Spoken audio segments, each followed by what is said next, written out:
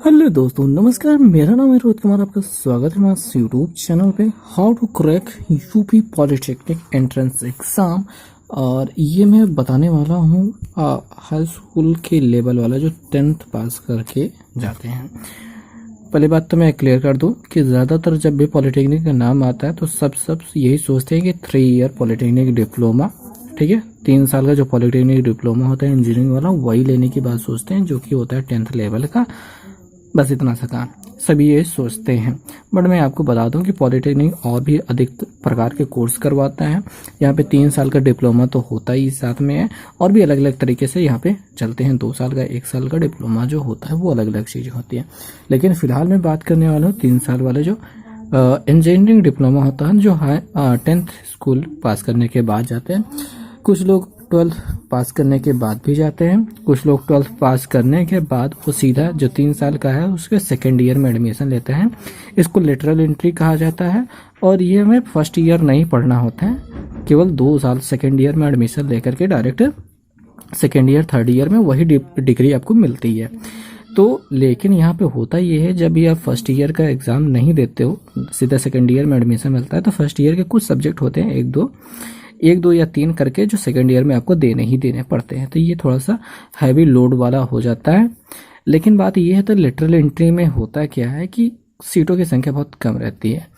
एक स्कूल में या फिर एक कॉलेज में आपको वैसे तो टोटल 60 सीटें रहती हैं, और फर्स्ट सेकंड 2 शिफ्ट मिल जाए तो 120 सीटें हो जाती हैं। ये तो हो गई अपना एवरेज, हमेशा यही होता है, कुछ में कम ज़्यादा भी हो सकता है। तो ये होता है। अभी सेमेस्टर वाइज हो गया, तो मैं फर्स्ट ईयर सेकेंड ईयर को जो बता रहा हूँ, तो मतलब यूँ समझ लीजिए कि थर्ड सेमेस्टर में जब आपका एडमिशन होगा लेटरल एंट्री वालों का, तो ये होगा। लेकिन होना तो यही है। अब ये सीटें हो गई और एवरेज की नॉर्मल, लेकिन लेटरल एंट्री वालों के लिए ये 60 और 120 नहीं रहती, जो खाली सीटें बच जाती हैं। नियर अबाउट मैं एवरेज मान लेता हूँ 10 के करीब, 10 से कम ही रहती हैं हर कॉलेज में जो बच जाती हैं। इसी सीटों पे लेटरल एंट्री पे एडमिशन होता है, तो ये थोड़ा सा टफ हो जाता है। तो सॉफ्टली जो सभी लोग करते हैं वो नॉर्मल तरीके वाला अपना ये 3 ईयर वाला डिप्लोमा है, जो फर्स्ट ईयर में एडमिशन लेके बड़े मज़े के साथ 3 साल तक हम करते हैं। कुल मिला के 6 सेमेस्टर के साथ, अब के सेमेस्टर वाइज हो गया। जब हमने किया तो ईयर वाइज था, और हमारे निकलते ही सेमेस्टर वाइज हुआ। तो ये तो हम, चलो ठीक है, जो कुछ भी हुआ वो हुआ। अब हम बात करेंगे यही 10th पास करके जो जाते हैं पॉलिटेक्निक में एडमिशन लेने के लिए, और उनको 3 साल वाला 3 ईयर वाला इंजीनियरिंग डिप्लोमा लेते हैं, ठीक है। अब इसमें अलग अलग प्रकार के ट्रेड होते हैं। ट्रेड के बारे में समझ लेते हैं। एडमिशन लोगे भैया तो कुछ ट्रेड मिलेगा। क्या क्या होता है, देखिए वहाँ पे लगभग 12-13 या फिर 7-20-25 प्रकार के ट्रेड होते हैं। मैकेनिकल में 4 प्रकार की क्वालिटी होती है, फिर सिविल, फिर इलेक्ट्रिकल, इलेक्ट्रॉनिक्स, ऐसे करके और भी अलग अलग प्रकार के होते हैं, जिनके बारे में बहुत पूरी डिटेल है। वो तो एडमिशन के बाद ज़्यादा सोची जाएगी, समझी जाएंगे। लेकिन जिन लोगों को मैंने नाम बताया, ये ज़्यादातर प्रेफर किए जाते हैं। कंप्यूटर साइंस भी इसमें आ जाता है, IT भी करके आता है, बहुत सारी चीज़ें होती हैं। तो ये तो हो गया ट्रेड। जब एडमिशन लेने जाना होगा तो आपको चुनना होगा कि किस चीज़ में आप इंजीनियरिंग करना चाहते हैं। तो इनके इस बात को अलग रखते हैं। अब बात कर लेते हैं कि अपना जो 10th इंजीनियरिंग डिप्लोमा होने वाला है, इसमें एडमिशन की प्रोसेस क्या बनेगी। तो सबसे पहले बात तो आपको एंट्रेंस क्लियर करना पड़ेगा। और एंट्रेंस में टोटल होते हैं 100 नंबर के 100 क्वेश्चन होते हैं, और ये 3 घंटे का पेपर होने वाला है। 100 क्वेश्चन में 50 टू अपना मैथ का रहते हैं, और उसके बाद यहाँ पे 25 टू फिजिक्स का, 25 टू केमिस्ट्री का, ये हिसाब होता है। और एडमिशन के लिए जो योग्यता है वो ईयर की कोई बाउंडेशन नहीं है, और हाई स्कूल पास होना चाहिए। बस ये होना चाहिए कि आपके पास PCM होना चाहिए, फिजिक्स केमिस्ट्री मैथ होना चाहिए। सभी में 50% क्या कहते हैं 50% से ऊपर नंबर आपके आए होने चाहिए। वैसे सभी के आ जाते हैं, इसमें कोई बड़ी बात नहीं है। तो ये कुछ नहीं हुआ। अब बात करेंगे एडमिशन किसका हो सकता है, मतलब कि जैसे कि 100 नंबर क्वेश्चन में 100 क्वेश्चन है सभी। अब देखिए यहाँ पे परसेंटेज के हिसाब से लिया जाए तो ऐसे काम करेंगे, नहीं तो आपका 400 नंबर का क्वेश्चन होता है। 400 नंबर का क्वेश्चन होता है और 100 क्वेश्चन टोटल रहते हैं। एक क्वेश्चन पे आपको एक क्वेश्चन 4 नंबर का होता है, तो 400 का हो गया। ठीक है, ये हिसाब बनता है। और फिर अब इसमें देखा जाए कि आपके जो नंबर्स मिलने वाले होते हैं वो कुछ इस प्रकार से मिलते हैं कि सही क्वेश्चन के 4 नंबर मिलते हैं, गलत क्वेश्चन के शायद 1 नंबर काटे जाते हैं, 1 नंबर या फिर 1/3 नंबर काटा जाता है, बट संभावना है कि 1 नंबर ही काटा जाता होगा। ठीक है, तो आप 100 में से अगर मान लीजिए 70 क्वेश्चन करते हैं, उसमें से अगर आपके 60 सही हैं तो 60 चौके ये नंबर आपको मिलेंगे, और चूंकि 10 आपके गलत हैं तो उसको 10 कम 10 वो भी माइनस करने पड़ेंगे, मतलब 6 चौके 24, 240 बनना, 10 घटा दो भैया, 230 नंबर आपका मिला। ये कुछ होता है माइनस मार्किंग वाला, तो ये हिसाब बनता है। अब ये सारी चीज़ें तो समझ लीजिए, आगे क्या समझना है? आगे ये समझना है कि हमको क्रैक कितने पे, मतलब कितना परसेंट ला लें कि क्रैक हो जाए। तो अपन के टाइम में हमारी रैंक आई थी 1938, नियर अबाउट इतना 1938 करके गई थी, और हम लाए थे 231 नंबर। ये बात है 2013 की। ठीक है, तो अभी चल रहा है 2020, तो ये रैंक तो वैसे ही काम करने वाली, रैंक में कोई डिफरेंस नहीं होगा, बस ये आपके नंबर की बात हो जाएगी। नंबर अगर आप 300 के करीब ला लेते हैं, ठीक है, 300 के करीब ला देते हैं 400 में, तो आपका एडमिशन अच्छे कॉलेज में हो जाएगा। अब अच्छा और ख़राब कॉलेज क्या होता है ये भी थोड़ा डेफिनेशन देख लेते हैं। भाई आपका 0 नंबर भी आ जाए तब पर भी प्राइवेट कॉलेज आपका एडमिशन ले लेंगे, और इसी पोजीशन पर, इसी बात पर प्राइवेट कॉलेज की क्या कहते हैं रेपुटेशन थोड़ी सी कम है। कहीं पे भी जॉब करने के लिए जाएंगे तो गवर्नमेंट कॉलेज वाला होना चाहिए, अच्छा ये ज़रूरी होता है। तो गवर्नमेंट कॉलेज में, कोई भी कॉलेज में आप एडमिशन ले लो, सब बेहतर होता है, किसी में भी चले जाओ। तो उसके लिए आपको रैंक अच्छी लानी पड़ेगी, रैंक अच्छी लाने के लिए नंबर अच्छे लाना पड़ेगा, नंबर अच्छे लाने के लिए थोड़ा सा पढ़ाई कर लेनी होगी। सिलेबस पूरा हाई स्कूल के लेवल का रहता है, कोई बड़ी बात नहीं होती है। तो गवर्नमेंट कॉलेज चाहिए आपको, तो मतलब कि 50% से ज़्यादा होना चाहिए आपका, 200 नंबर से ज़्यादा होना चाहिए। ये एक गिरते पड़ते वाली बात है। बाकी आप चाहे जितना अच्छा लाते हैं वो आपकी, मतलब ये खासियत होनी चाहिए। ठीक है, तो एडमिशन तो हो जाएगा, इसमें कोई ऐसे नहीं है कि एडमिशन नहीं हो पाएगा। आपको गवर्नमेंट ना मिलेगा तो एडेड मिल जाएगा, एडेड ना मिलेगा तो प्राइवेट मिल जाएगा। गवर्नमेंट क्या होता है वो पूरा सरकारी द्वारा रहता है, एडेड क्या होता है वो वित्त पोषित होता है, मतलब अर्ध सरकारी होता है, और जो होता है प्राइवेट वो तो प्राइवेट ही होते हैं। प्राइवेट में हमने एडमिशन एग्ज़ाम चाहे दिया हो चाहे ना दिया हो, तब पर भी एडमिशन मिल ही जाता है। तो ये स्थितियाँ होती हैं। इसी वजह से गवर्नमेंट कॉलेज वाले को ज़्यादा प्रेफर किया जाता है, क्योंकि वो एंट्रेंस के दौर से गुजरा है, उसने पढ़ाई की है, मेहनत की है, तो गवर्नमेंट कॉलेज में पहुंचा है। गवर्नमेंट कॉलेज में जाने के बाद उसकी क्या है कि ग्रोथ भले भी चाहे जैसे भी पढ़ाया गया हो, लेकिन वो एक ब्रिलियंट स्टूडेंट पहले से है, तभी वो गवर्नमेंट कॉलेज में पहुंच पाया है। तो ये सिचुएशन रहती है, इस वजह से गवर्नमेंट कॉलेज वाले को ज़्यादा प्रेफरेंस दिया जाता है नौकरियों में, हर जगह पे है। ठीक है, तो ये रहना चाहिए। तो गवर्नमेंट कॉलेज में आना है तो 200 नहीं, मैं सेफ जोन में जाऊंगा तो 300 कहूँगा मैं, 300 के ऊपर चले जाओ ये नंबर लाने के लिए। 400 में 300 लाओ, तब जाके आप सेफ रहोगे। वैसे संभावना है कि अभी थोड़ा सा और बढ़ गया होगा, तो नहीं, बस इतना ज़्यादा बढ़ता भी नहीं है, कितना कंपटीशन बढ़ेगा। तो ये हो गई कंपटीशन की बात। अब बात कर लेते हैं सिलेबस की। ठीक है, सो आपके पास सिलेबस जो रहेगा वो हाई स्कूल के लेवल का रहेगा, 10th। ठीक है, 10th में जितना कुछ आपने पढ़ा है वही सब कुछ रहेगा, लेकिन याद रखेंगे कि ये लेवल वही रहता है, लेकिन क्वेश्चन अलग रहते हैं। क्वेश्चन आपके पास थोड़ा भारी भारी भी आ जाते हैं, इस वजह से आपको किताब ले लेनी चाहिए। किताब कौन सी? देखिए, सबसे बढ़िया जो होती है वो भारत भारती की होती है, हिंदी में लिखते हैं भारत भारती प्रकाशन की जो किताब होती है, उससे हमने भी पढ़ा है, वो होती है। एक होती है अरिहंत की, ठीक है, वो, और भी कुछ प्रकाशन होती हैं, शायद विद्या की भी आती है क्या, आई डोंट नो, जो कुछ भी होता है। तो ये दोनों ज़्यादा प्रेफरेंस रखते हैं। तो ये तो आपकी बुक हो जाएगी, जिसमें आपका ये तीनों चीज़ें, मैथ फिजिक्स केमिस्ट्री, तीनों चीज़ें रहेंगी। ये आप ग्रुप ए के लिए लेंगे, सॉरी ग्रुप ए, हाँ शायद, हाँ जी, ग्रुप ए के लिए ही जो अपन 3 साल वाला इंजीनियरिंग डिप्लोमा ये होता है उसी के लिए, ठीक है। तो भारती और अरिहंत इन दोनों किताबों में से हो सकता है। ये तो किताब हो गए। एक होता है अपना क्वेश्चन बैंक। क्वेश्चन बैंक क्या होता है, वो पिछले साल के, ठीक है, अनसॉल्व भी उसको कहा जाता है, अनसॉल्व कहा जाता है, या फिर सॉल्व पेपर ले लेते हैं, सॉल्व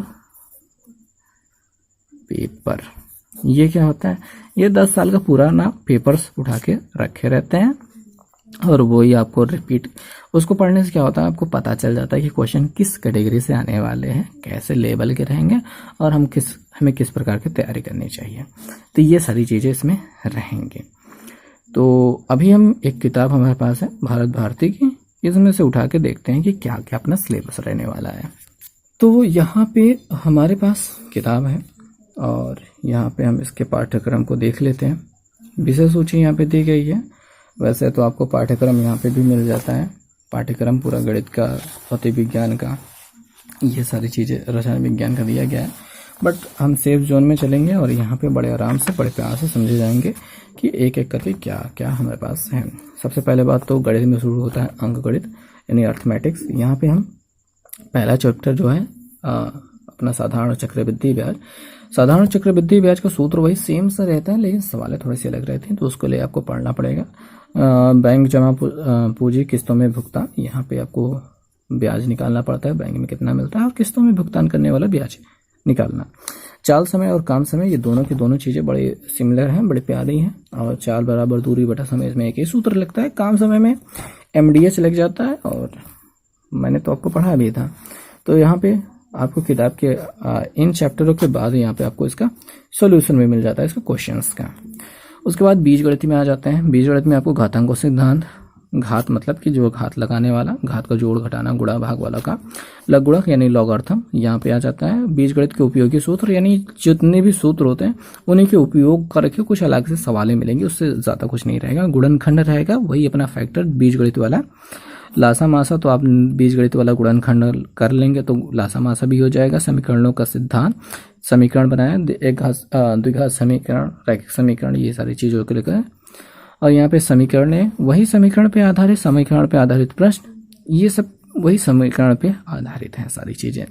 समुच्चय सिद्धांत आ जाएगा। समुच्चय सिद्धांत यानी सेट थ्योरी, जो इंटरमीडिएट में आपकी किताब में मिलने वाली है, ठीक है। वो चीज़ें बहुत हल्की रहेंगी, यानी हाई स्कूल के लेवल की रहेंगी। पहले हाई स्कूल में हुआ करता था सेट थ्योरी। और समुच्चय संक्रियाएं, समुच्चय के आधार पर जो संक्रियाएं होती हैं उनको, और फलन और प्रतिचित्रण, ये भी समुच्चय पर ही बेस्ड पूरा क्वेश्चन रहेगा, उसमें अलग से कुछ नहीं आएगा। तो कुल मिला के ये मिला जुला एक ही, ये तीनों एक ही चैप्टर में आ सकते हैं। ये सारी चीज़ें रहेगी। त्रिकोणमिति में आ जाते हैं। त्रिकोणमिति में वृत्तीय माप यानी कोण को रेडियन में, रेडियन को कोण अंश में बदलना। वृत्तीय फलन उसी से संबंधित रहेगा। यहाँ पे आपको जो tan 90 - थीटा वाला जो काम कर रहा था तो वो काम करेगा।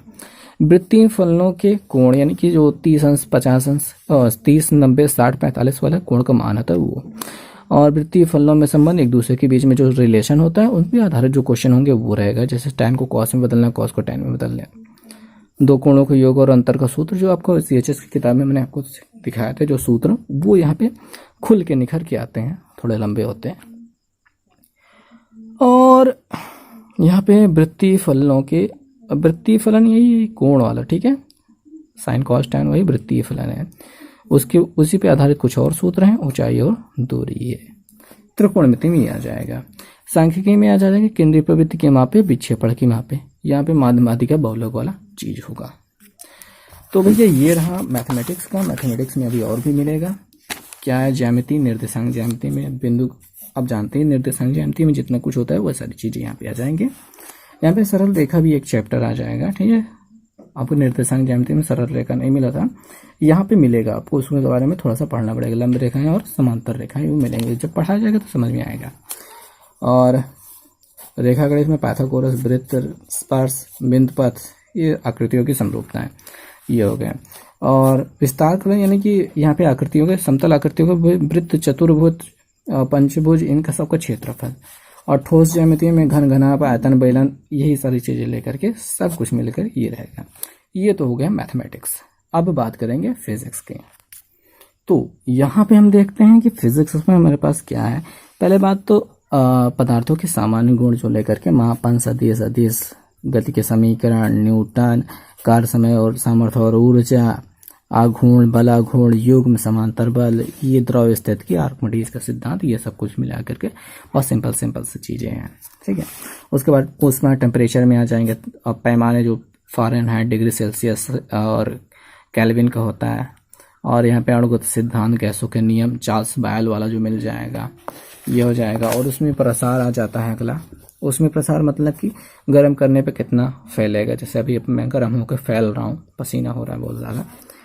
विशिष्ट ऊष्मा, गुप्त ऊष्मा, बर्फ को गलाना, पिघलाना, ये सारे चीज़ें लेकर के होगा। उसमें विकिरण हो जाएगा। और उसके बाद ध्वनि में आ जाएगा। ध्वनि में जितने चीज़ रहेंगे सब एक ही चैप्टर में समेट दिया है। अब लाइट में आप जानते ही हैं कि परावर्तन, अपवर्तन और उसके बाद जितने भी दर्पण होते हैं, जितने भी पतले लेंस, अपवर्तन, सब कुछ लेकर के यहाँ पे आ जाएगा। उसमें मानोनेत्र भी घुसा रहेगा। स्थिर विद्युत में विद्युत घटनाओं का परमाणु मॉडल दिया जाएगा। विद्युत धारा में आपको जितने भी फॉर्मूले होते हैं वो सबका प्रयोग करना होगा। यहाँ पे प्रतिरोध, उत्रोध, सेल संयोजन सब आ जाएगा। धारा का अनुप्रयोग भी आ जाएगा। उसके बाद फिर विद्युत चुंबक में चुंबक के पूरा गुण और प्रभाव को हमको पढ़ना होगा। तो ये तो हो गया अपना फिजिक्स का।